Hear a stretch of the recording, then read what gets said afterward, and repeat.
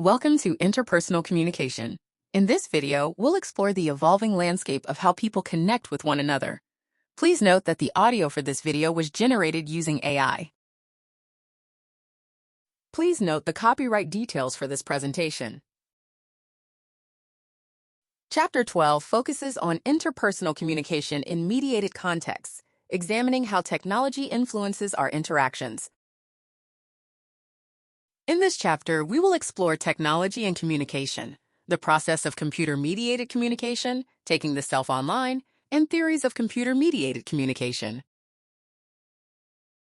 Since the earliest days of communication technology, humans have used computers to interact with each other. From abacus and slide rulers to looms with wooden punch cards, the evolution of computer-mediated communication has paved the way for the explosion of the modern computer in the 1970s. Computer-mediated communication began in 1965 when MIT researchers connected two computers side by side.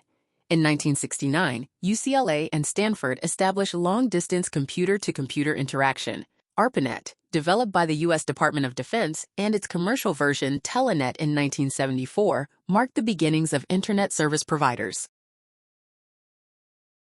Early Internet technology enabled electronic messages, message and bulletin boards, and the use of emoticon icons, helping people communicate in new ways. Asynchronous communication occurs when the sender and receiver are not engaged at the same time. Synchronous communication involves both parties engaging concurrently. The early Internet also featured chat rooms, short messaging service, and the World Wide Web, providing additional ways for people to interact using technology. Computer-mediated communication is less about the technologies themselves and more about how people use them to interact. Both asynchronous and synchronous forms are available, and the context influences which technology is used. CMC often filters out nonverbal cues found in face-to-face interactions. Different media transmit or filter cues in various ways, and substituting technology for face-to-face communication leads to predictable changes in communication variables. Without nonverbals, recipients interpret messages based on their own perceptions, which may be incorrect.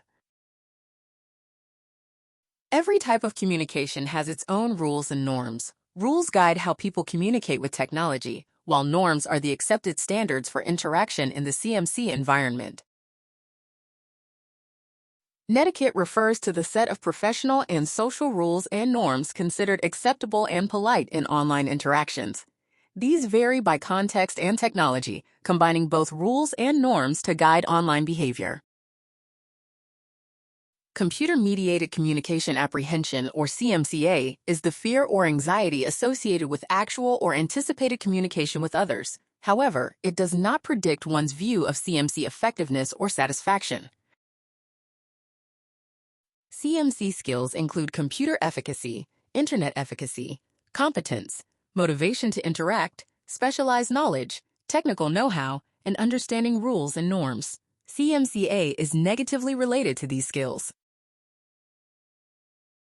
CMCA lowers motivation to use Facebook for interpersonal communication. Individuals with higher Snapchat communication apprehension use it more for functional purposes and less for entertainment. Those with social media apprehension are less likely to use social media or become addicted. CMC serves as a communication tool. People with high communication apprehension may function better in a CMC environment than face-to-face, but engage less frequently. Those with low apprehension view CMC as just another platform. Online impression formation is how one presents themselves through their online persona, impacting employment and hiring decisions. Co-present interactions occur when people physically share the same space. This is not always required in mediated communication. Co-located social interactions involve facilitating verbal exchanges between people sitting together. Technology can disrupt social situations, leading to social isolation and loneliness when people do not interact. Multitasking with technology reduces productivity and effective communication compared to face-to-face interactions. Technology can enable, facilitate, invite, and encourage co-located social interactions. This means making it easier to converse, collaborate, and support desirable feelings and equality during social exchanges. Identity develops through stages of psychosocial development from infancy to adulthood. Each stage presents crises that influence identity by balancing individual needs against those of society. Pseudospeciation is the tendency to differentiate oneself from others through in-groups and out-groups. This is more prominent in those under 18, and technology and media can shape both positive and negative identities. People present themselves differently in CMC contexts. According to Irving Goffman, individuals guide how they present themselves while others form perceptions. Dramaturgical analysis describes this as backstage and front stage behavior, with identity negotiated online across mediums. Online identities can be anonymous, pseudonymous, or congruent with real life.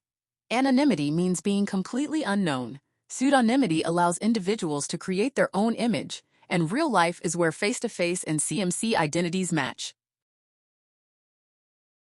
Uses and gratifications theory explains why people use different media to meet specific goals. Common reasons for internet use include interpersonal interaction, passing time, information seeking, convenience, and entertainment.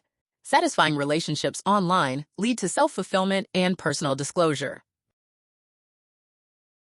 Social presence theory suggests that perceiving others as real people leads to rewarding online interactions. Presence is a psychological state, and higher social presence means greater competence and satisfaction in communication. Media richness theory states that richer media carry more information, making messages less ambiguous and social interactions more successful. In the workplace, richer media help accomplish tasks and manage ambiguity.